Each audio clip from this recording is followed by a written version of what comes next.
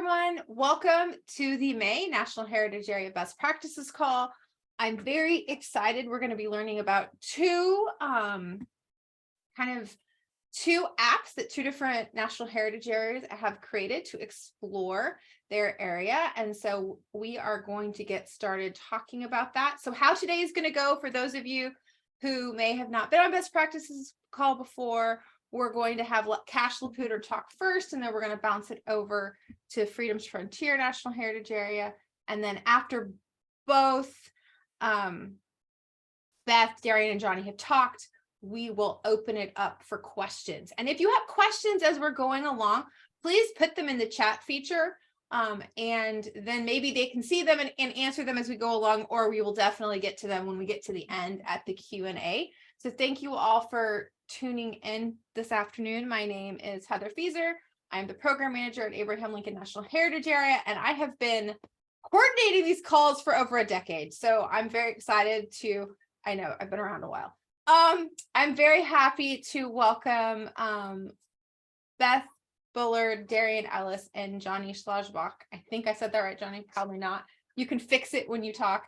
And without any ado, we will get started and learn about the Cash Pass.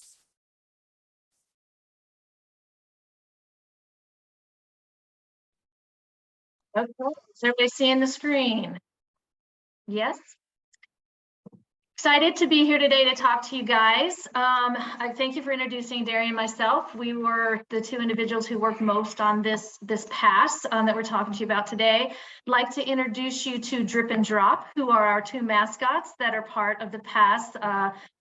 Drip is the lighter teal one. He's the adventure go-getter type person, and Drop is a younger sibling who tends to be a glass half empty and a little hesitant type of lad. But anyway, they were fun and part of this past journey. Oh, next slide. Let's see. Oh, here we go. Okay, so forgive me, this is somewhat before my tenure. I'm going to do my best to make sure I get everything as accurate as possible. But back in 2016, the three heritage areas came together in Colorado and said, we want to have a universal voice, even though we're all unique. And they came together, worked with the tourism office, and developed the Colorado Heritage Journey. And it's actually a website, coloradoheritagejourney.com. And when you go on that, it shows all the three different heritage areas, talks about the uniquenesses, talks about tour itineraries, and then more importantly, directs you to each one. So it's a kind of a one-stop shopping for people who want to visit national heritage areas in Colorado. Really feeling that it would amplify our presence, hopefully help build capacity, start to really grow a tourism arm in the heritage area besides just local tourism. And then COVID happened. We all know what happened there. They did use the blog series on there to do some virtual touring, and then got together in fall of 2021 and said, okay, we've realized that people are getting back out, that the national parks have seen record visitors. They're actually overwhelmed. How do we help people understand that our heritage areas are here? There's wonderful things to do, to listen, to learn, and drive that capacity. So we said, let's do some live events. And from that came a conversation to do scavenger hunt weeks. Each one of us would host a scavenger hunt week and do a series of different activities. At that point, we recognized that we're each very unique and different as far as our geography, as far as cell service, a capacity to do things. So we decided each one of us will take that path on our own, being that it's a universal thing we're going to do. So when it came to the cash, we realized we do have connectivity. We do have cell service through most of the heritage area. There's a little bit in the mountains that doesn't. And at the time we were talking about this week or what we were going to do, there was a Colorado tourism grant that came up. And we said, hey, here's some more dollars. Let's look at the what ifs of this. And what came from that is they're like, okay, that's great. You guys want to build capacity, drive tourism, but your model needs to be evergreen. It needs to be able to not be seasonal. There's all these other needs. And so when we looked at just this week's scavenger hunt, we said, well, that's not really going to make that move. So we switched over. At the time, we switched over to saying, how do we do something that is year-round and universal? And I don't actually know how we came upon this, but we came upon this Bandwango company. And Van Wango promotes destination tourism. And I started looking at Visit Cheyenne and some of our sister cities, some of our mountain towns, and they've done all these tourism passes that highlight things. There's one that's a taco trail. There's one that's a hiking. Cheyenne has you go to all these history things. And so I started reading about this company and understanding that there is an upstart to get it built, but the best thing about using a company such as this is they manage the whole system. So once you get it built and once you do the work, then they're the ones that if a customer has a problem or this isn't happening, they have the support to do it, because the other thing we all recognize as heritage areas is there's not many people helping all this stuff. And so if you're doing this tourism thing and you're talking about any scavenger hunts or prizes or what if this goes wrong, we don't have the man capacity to handle that. So we felt like, okay, this platform does. So let's give that a shot. So we talked with Van Wango. We received the tourism grant, so we had the dollars to support this, hoping that in the end we would develop a way for it to be evergreen and cover the costs for continuing the app. And we'll talk more about that later. But that was the birth of what became the Cache La Poudre experience, or what we call the Cache Pass. So what exactly is the Cache Pass? The Cache Pass is a digital passport. So it's going to allow tourists and locals to explore and experience the Cache La Poudre River National Heritage Area. And our goal was for them to be able to explore it in an authentic way. So we looked at some of our sister cities to see how they had done it. And then we went back and we examined some of our favorite points of interest.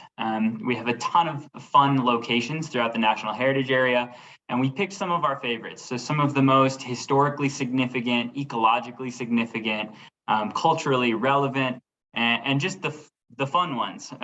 We compiled a list of those, and we curated 4 distinct tours in 4 distinct regions throughout the Cache La Poudre River National Heritage Area.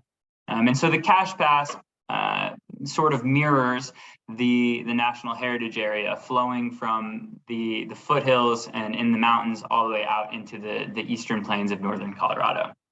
I also think it's important to point out that we understand visitors need more than just the historic landmarks and natural spaces. So we also wanted them to have places where they could go to have some food to eat, or some drinks, or go and entertain the kids.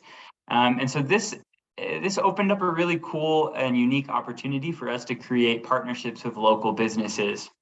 And so we reached out to a bunch of businesses that we thought represent the culture and character of our region.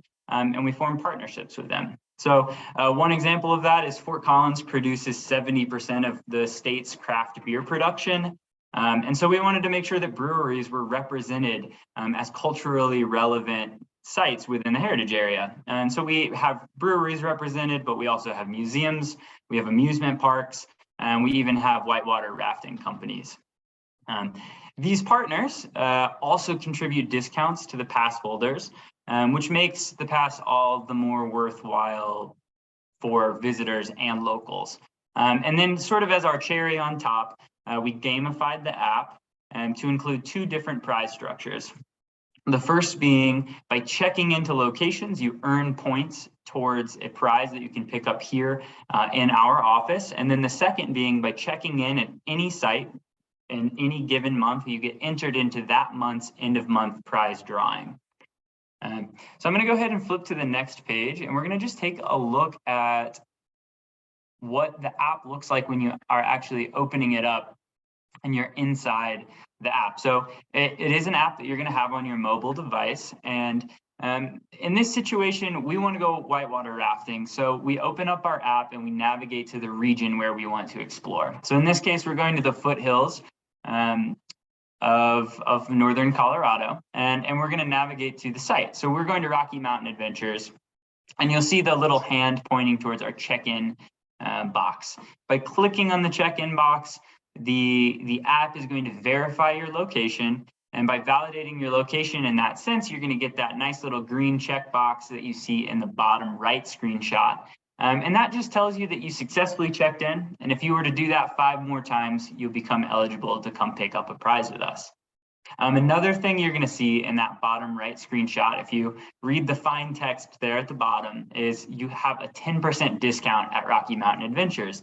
And that applies for all things that they sell in shop, but also guided rafting trips. And so, for instance, if a family of 4 wanted to go rafting for the day, they could use their cash pass, and by rafting just one time, they're paying for their cash pass 4 times over.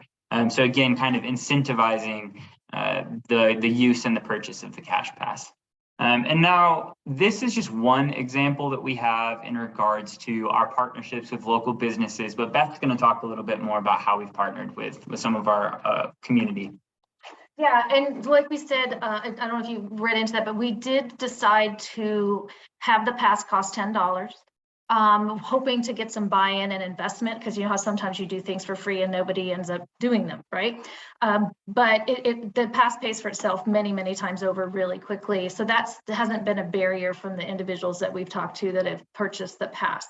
As Darian said, this was a way for us to connect with numerous community partners and some that we may have never thought to have a connection with. It was the easy ones were going to the museums and the music places and the gardens at Spring Creek, the people that we've partnered for some educational stuff and say, hey, we want to do this, we'd love to get you on the pass. They've offered their discounts within the pass check-in, but then they've also offered us discounts on the giveaways that we do.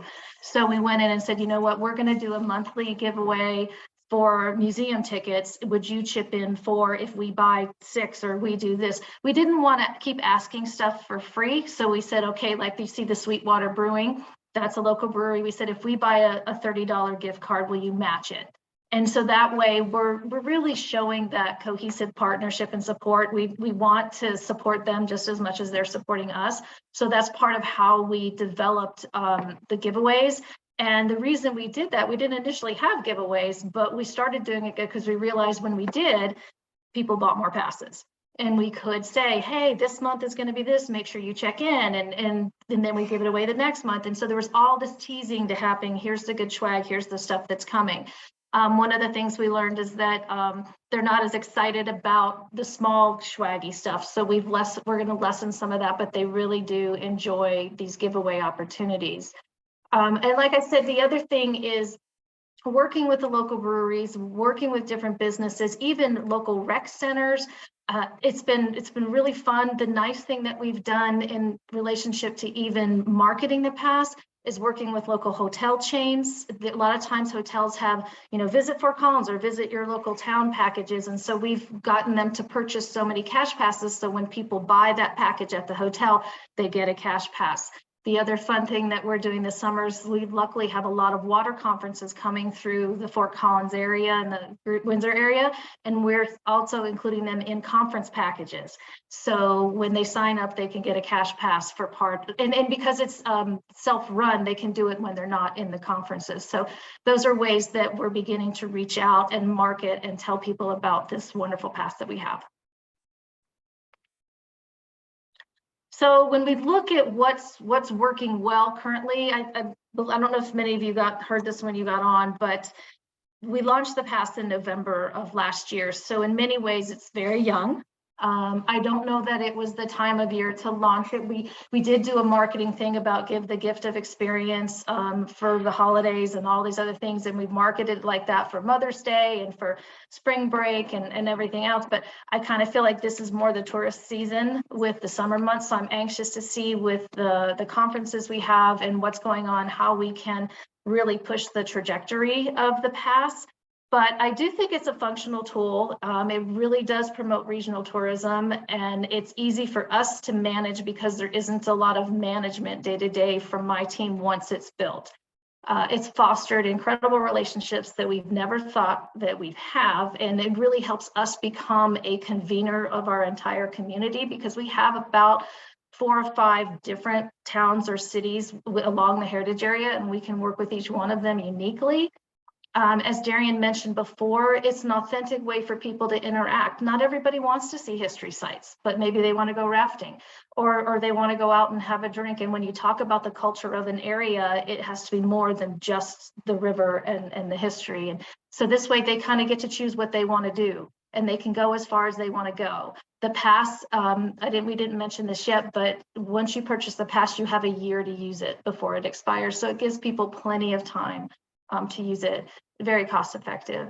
And I think that you could do it as a tourist coming in, because you can get a lot of bang for your buck quickly, or as a local, like I just said, it's good for a year, so you can use it whenever the mood strikes. And we've also gotten some other, like Poudre Pet and Feed, which is a dog and feed supply in town. We have some of those on there too. So I personally like that because that's where I buy my dog food. So I've already paid for my pass with my dog food purchase. And we've also gotten a lot of people calling saying, hey, I want to be on this pass. So how do I get on it? And the nice thing is we don't charge them to be on it at this point. It could be if the pass picked up and we were looking at volumes, you could charge the people that are on it, and that would help keep it running, but we're not doing that currently. There's also ways to do advertising on the pass. We don't charge for that. What we've chosen to do in our advertising spots on the pass is advertise our sister heritage areas. So at the bottom of each page, you'll see visit Sangre de Cristo or visit South Park. And so that's a way, if they click on that, to go to our sister facilities and really honor that heritage journey where it evolved from. And that it is an evergreen product. You can use it any time of year. And so that sort of fulfilled what CTO was really challenging us to do. So those, I think, are the positives, but I'm going to let Darian talk about some of our challenges. So this project was not without its challenges. Like Beth said, we launched it in November. So right at the beginning of winter, which is not a destination tourism time of year for our region. And so we've had limited levels of engagement, and we have a couple of reasons that we think that might be the case. So seasonality is one big one. The other thing that I think is a really important point for us that we're realizing is traditionally our demographic, the folks who interact with our heritage area are an older demographic. This Cash Pass is a wonderful tool, but it provides challenges for an older demographic, and that is a double-edged sword. So while we can build organizational capacity by introducing a younger generation to our national heritage area, we are also creating barriers for some of our traditional folks who we're interacting with on a regular basis. So those are some things there. Because we haven't had the level of engagement that we're looking to have at the end of this trial period, essentially, the Cash Pass is not yet fully financially self-sustaining. So we need to see more Cash Pass engagement in order for the pass to be able to pay for itself and to allow us to continue this program running moving forward. Like Beth said, it's not super time intensive for us right now, but it was time intensive in the development process. And so that was something that is worth considering as you look at the process of developing a pass like this or an app of any kind. Next steps and our conclusion, we're coming into summer. It's a wonderful time to get outside to explore the National Heritage Area, and people are excited to do it. And so we're having a big marketing push for the Cash Pass as we come into this summer season. We also are looking at the idea of transitioning away from regional categories and towards a more activity-based category system. We were told by some of the folks that we've spoken with that they think that would be a better way for us to reach targeted audiences. And so instead of seeing things like the foothills, Fort Collins, Windsor, and Greeley, we might have something more like historic sites, breweries, natural spaces, and recreation. And in that way, we can market the pass a bit differently. But at the end of the day, I think we have a lot to be proud of. We created something that we're excited about, and that the people who have used it have been excited about. But it's too soon to say how successful this has been. Before we're going to be able to do that, we need to see if this pass can become self-sustaining. And luckily, we have about a year to see where it goes. So I know we're keeping questions to the end, but that was our question slide. That was very clever. I really like the confetti coming down. I don't know how you're going to follow that, Johnny. I feel like the pressure is now on, but Thank you guys so much. And we will take questions at the end, and we will, if you have questions though, please put them in the chat so you don't forget them. And now we're going to turn over to Johnny, and he's going to talk about Freedom's Frontiers National Heritage Areas app, which has been around a couple years longer than Cache's. So Johnny, whenever you're ready, take it away. Hi, everyone. This is going to be hopefully not too upsetting, but it'll be a funny before and after juxtaposition between the two presentations, because like Heather said, ours has been around for a little bit longer. My name is Johnny Szlauderbach. I'm the Director of Communications and Projects at Freedom's Frontier National Heritage Area. And I'm going to talk about the Freedom's Frontier smartphone app. Now, if any of you were to come up to me in a private setting where I could speak frankly and ask whether it's worth it or not to create your own heritage area app, my initial gut response would be to say absolutely not. It's a drain on resources. You're never going to see a return on that investment. Run away as fast as you can. That being said, at the same time, our partners really do enjoy the app. We are very proud of the app. The public likes it. So hopefully some of these lessons that we've learned will help you in determining whether or not an app is right for your heritage area. So let me begin by asking what we talk about when we talk about building an app. I'm not a coder. I don't know Python. I haven't coded anything in creating this app. What we're really talking about are a bunch of subscription services. Some of these you've heard of, probably like Clio. I know Here was part of the conversation among this group a couple of years ago. They all basically do the same thing. They provide tools for you to create content that can then be hosted on their platform. When our former executive director was looking at these, he ultimately went with OnSell.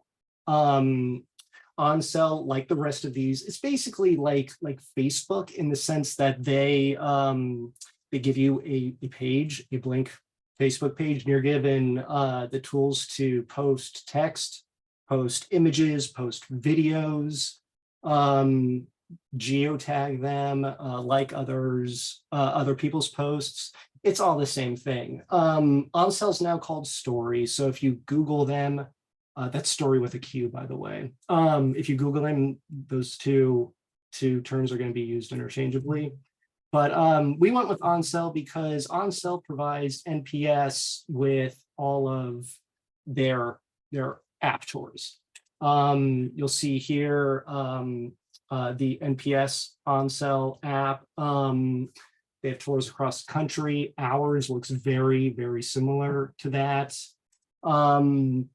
So back in, what was it, late 2019, when I actually began this project, the initial focus was on building this this partner directory component of the app out. So here's a peek at the back end, what that would look like.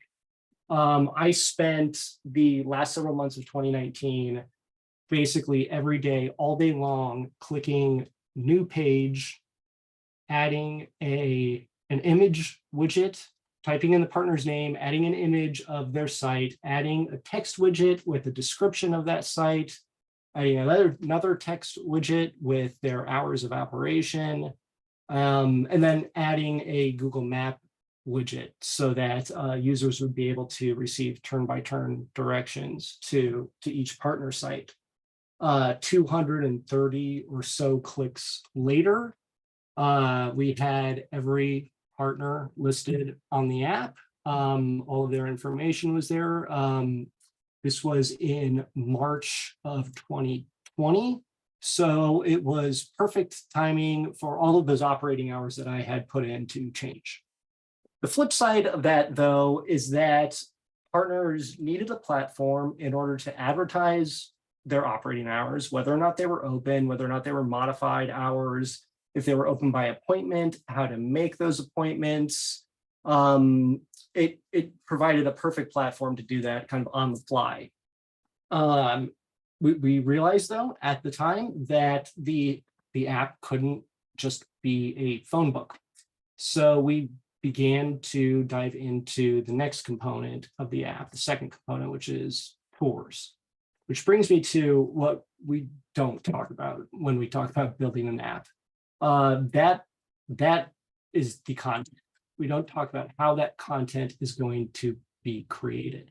So initially what I did in looking at tours was reach out to small towns throughout the heritage area. They all have a town square and normally a pamphlet or brochure with a little tour around that town square. And I would just create a new page for each stop and played around with that. And that worked pretty well.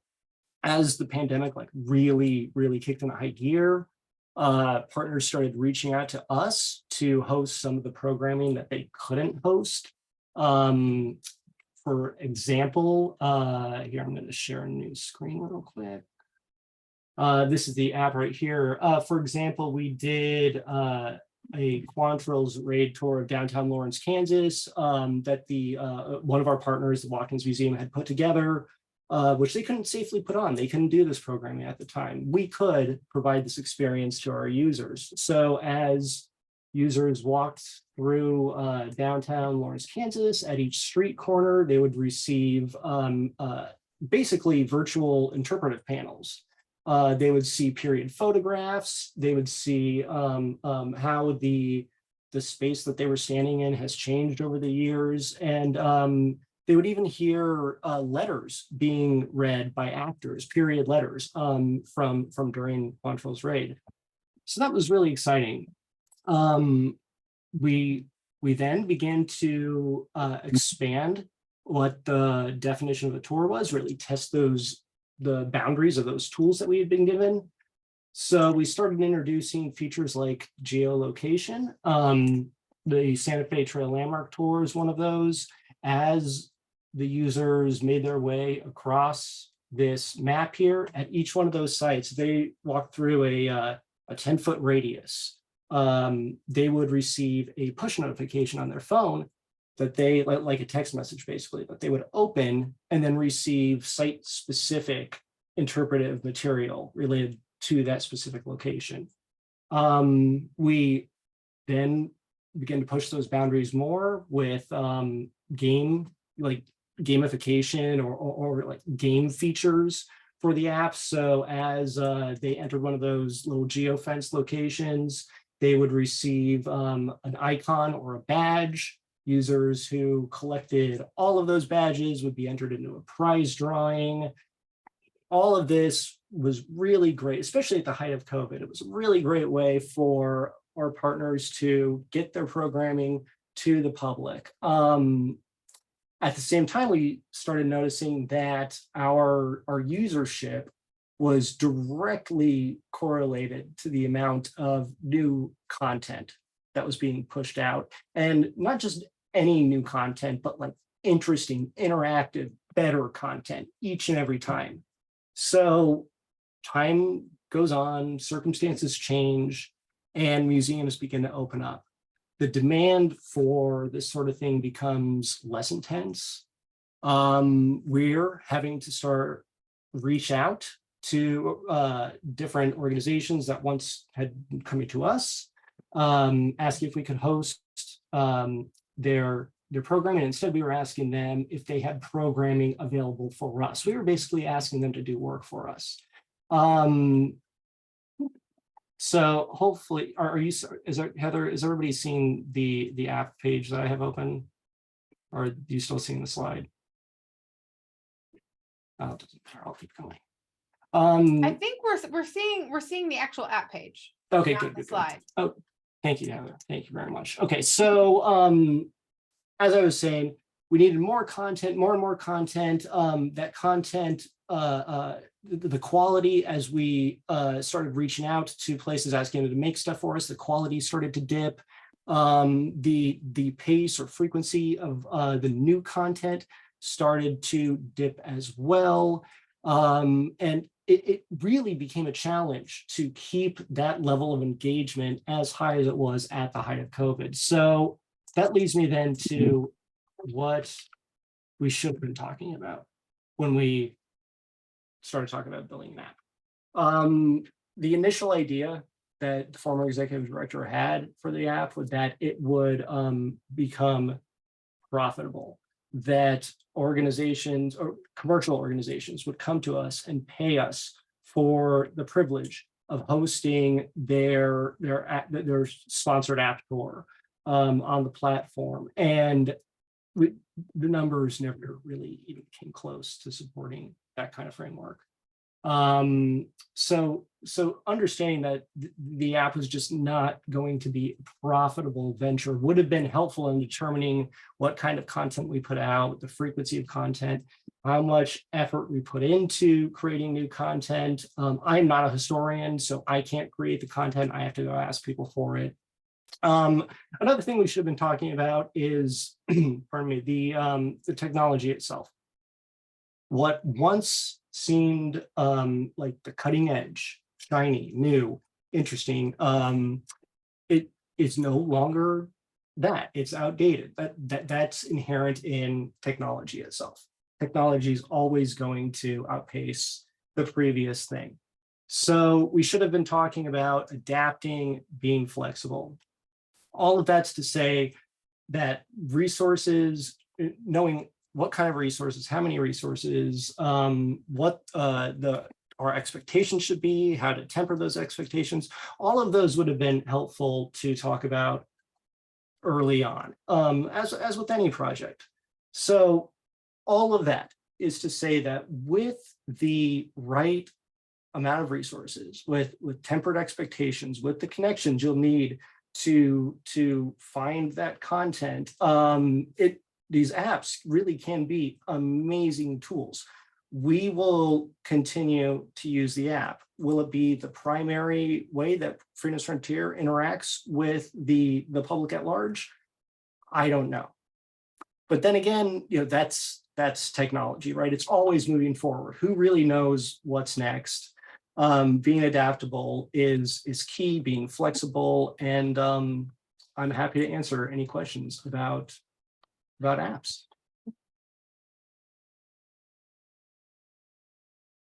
Okay, thank you for that, Johnny.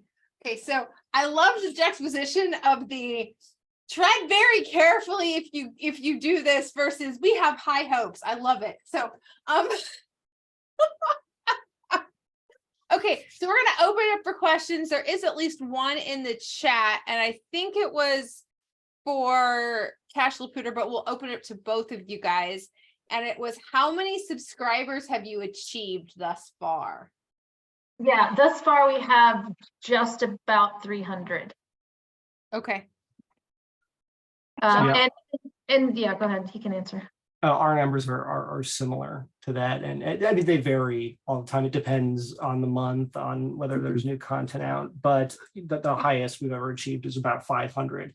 It's normally way lower than that, though. Yeah, and of our 300, not everybody's utilizing it as much as we'd like to see, because even if they buy it, they get it, they download it, but then it's when are they going to activate with it? So you're kind of at that mercy, and you're at the mercy like we all are. There's so many. Everybody's competing for people's attention, right? And so that is that. And then I think Darian was right when he talked about the fact that it's not. I wish you could go to the App Store and buy this app or download this app really quickly, because this one you have to go to our website, and you have to put it in the cart, or even if it was free, you still have to do that. And then it downloads, it gives you the app, and then you have to put it on your screen on your phone. Well, not everybody knows how to do those things, or that just might be too much effort, sadly, for some people, so they're not going to do it. So there's challenges in those ways. Yeah. Is there okay? Are there additional questions? I'm assuming there are additional questions. My comment is for Johnny. I feel your pain. I too have an on-sale app, and I have spent many hours inputting things in there. And this may be slightly more technical than the rest of the group. needs to necessarily be involved in, but they are obviously moving platforms to their story platform. Yeah. And they were showing me the back end of that a few weeks ago, and it had completely broken links and changed everything. I was just curious, when you were doing your presentation, it was still clearly the Onsell interface, and if you were having sort of similar problems with the transition to the new platform. Of course we are. Why wouldn't we be? I mean, I've looked at story. I've tried to play around with it. It's not nearly as intuitive as Onsell is. And I think it's built for a different purpose too. It seems to me that it's for experiences that occur, as far as I can tell, within a single location. You don't seem to be able to move from space to space. So I don't think we will be making that transition. I don't know if we're required to at some point. But I think they're going to eliminate the Onsell platform at some point. But just so everybody knows, Onsell/Story does offer a discount to National Heritage areas, as we're kind of National Park Service affiliated. Since the National Park Service has this overarching deal with them, it does give everybody a discount off of their normal rates that they charge. And so we've had our app now for a couple of years, and I really liked it because we could mix the tour aspect with the kind of points of interest throughout the corridor. But as I mentioned, they're transitioning platforms at the moment, and there's some growing pains involved. Yeah. Anytime they change technologies, anyone else frustrated when Facebook rolls something else out and then you have to relearn where everything is? Isn't that the way of it? We figured it out. We're doing great. And then they change it on us. Such is the way of technology. Okay, so here's our next question.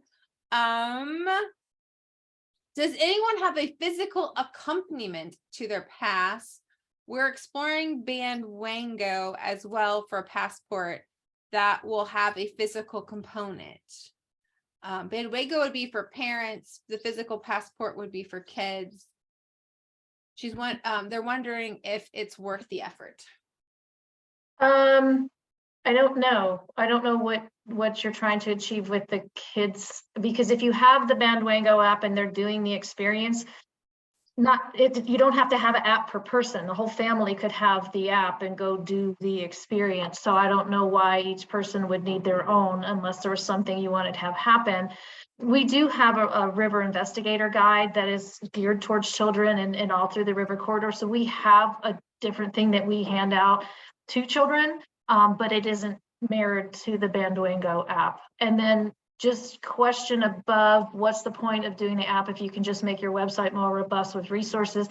We didn't go after, this is a tourism app. This is driving capacity and getting people in the heritage area and interacting with the community. It's not just about learning history or historical resources. So there are points on there, and there's a little bit of that, and there's guessing games and questions, but it's not, it's more of, we want to spur interaction and community. So our website doesn't do that. To follow up on that real quickly, when our contract with our web provider ran out, I think last year in 2022, we took it upon ourselves to build our own website. And because we had already created that directory listing of all the partners in Onsell, our current website, if you try to look up our partners on our website, it links directly into Onsell. I didn't mention this in the presentation, but the way that Onsell is built is such that whatever you're looking at when you're looking at like the phone version of the app is also accessible on any web browser. It's the exact same thing. So you can type in ffnha.onsell.com. I can put that in the chats, but you can see the exact same content there. So in a way, our app is built into our website. It is housed within it. So I hope that answers that question. Yeah, well, that's really interesting, actually. Are there other questions?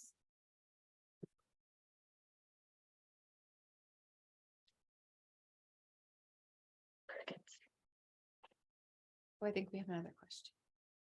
Oh, no, Johnny just put in the chat. Okay, well, I have a question for both of you. Now, I think Darian, you talked about how your demographic in your heritage area tends to be older. All right, so who, like demographic wise, I'm curious in both of your apps, what's the age demographic that is the biggest consumer of the app? If you have that information. I could pull this. This is a nice thing about Bandwango is their backend analytics is really nice. They do all that work for you and you go in and see it. I don't have it open right now, but I would suspect it's 20 to 40. Okay. Yeah, our demographic leans older. It's funny how technology sort of lags, certain technologies lag behind. So as like, I don't know, TikTok is hugely taking off right now, right? The older demographic is kind of just discovering, or has, I would say within the last several years, starting with COVID especially, the older demographic, our primary demographic is really has gotten into smartphone apps. So I would say, despite the seeming or ostensible technology barrier, our older target demographic seems to have overcome whatever limitations. And by older demographic, are we talking like 50s and 60s? Yes. Yeah. I'm just trying to put like some 50, parameters. 60 plus. 50, 60 plus. Yeah, I would say the 50, 60 plus struggle with our app. It's the younger people that get it easy and understand it and they want to see it. And I know that we have traditionally had an older demographic when it comes to volunteerism and historical parts of the tour. But when we look at ourselves as a heritage area that encompasses new history as well as old history and tourism and partnerships, I really feel like there's a lot of other people. When you do all your learning programs, those are children, right? So it's how do we really capture everybody when we're talking about the heritage area and tourism, and maybe not, I'm not trying to move away from a demographic, I'm trying to broaden ours. Okay. I will say real quickly that I did do a tour not too long ago that incorporated Instagram. So the tour really did try to target a younger demographic to upload selfies onto Instagram at certain locations, and that would trigger a badge. And it wasn't a hit in the same way. I don't think kids want to download another app on their phone.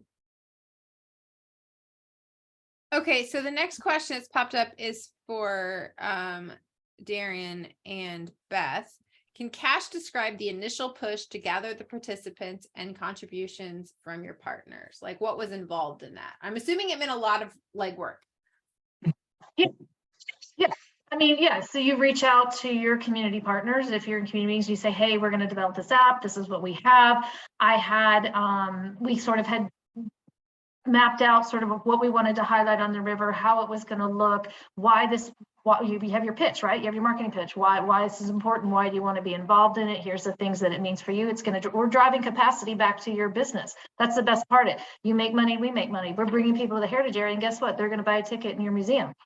And then of course I had the drip and drop already sketched out and some of the other things, so I could give them a visual about what it might look like, as well as some of the Bandwango material, so they could look at what the app is. I honestly didn't have, I had some people that said no, they didn't want to be a part of it, but we got 50 people pretty quick. And then we have others that want to be a part. It just depends. Some people, I have a brewery owner, I love her to death. But she's like, I hate these things. I don't want to do it, but I'll do it. And then she saw it and she goes, oh, this is really cool. but they don't understand. I think some of it's not the lack of understanding it. And then obviously we have to decide, is it going to be worthwhile in the long run? We put the $10 price tag on, we can take it off. And as long as we can figure out how to cover the yearly maintenance costs, we'll have to see. You know, it still remains to be seen. Thing. Yeah, you're just getting going, so right. And it met the goal, or I think in many ways exceeded the initial goal. But you know, we went from a scavenger hunt to a digital experience app in a few months, and who knows how we got there, but we did. And I think what we'll take from this, no matter how the app goes, is much stronger community partnerships and some great content we can utilize in other areas. And Johnny, you talked about in your presentation on the same note of partners, that your partners are super supportive of the app. So do they promote it on their site and stuff like that? Yeah, they promote it on their site. We provided them with materials to keep at their admission stand or gift shop counter or whatever, QR codes, material to advertise. And yeah, while they're supportive, it takes work to convince them to actively promote it though. If they, however, have a tour currently running on the app or that's been newly released, that they are more likely to promote it themselves. And does that, okay, so I'm going to ask another question. So if you do release new content for like a new site, do your partners see an uptick in visitation, or is there, or would you not consider there to be a correlation? You know, I would have to get back to you on that. I don't know off the Same, top of my head. yeah, same for me, but we do have a way within the app when we add a new partner, we can communicate to all app holders and it'll send it out. Hey, this one just joined, or here's your new opportunity. So there's ways to communicate within. The other challenge I wanted to piggyback what Johnny was talking is while you have all these partners, you don't know how strongly they've communicated to their staff what this app is. And so they have the QR codes and they have everything else. But if I go up to cash out at this place and I say, here's my cash app or my cash pass, and the person's like, what? So we have to do a big push to send out stuff to the merchants, and we made educational materials for them to share with their staff. This is the cash pass. This is how it works. This is what you're going to see. And so that part's tough because you don't have a lot of control over that end of it. Yes, I've had that problem with other things we've rolled out with our community. Is like, and we create these things and then you really hope that the person who's at the front desk when the visitor shows up has seen it. I understand the frustration. Yeah. Okay, are there other questions?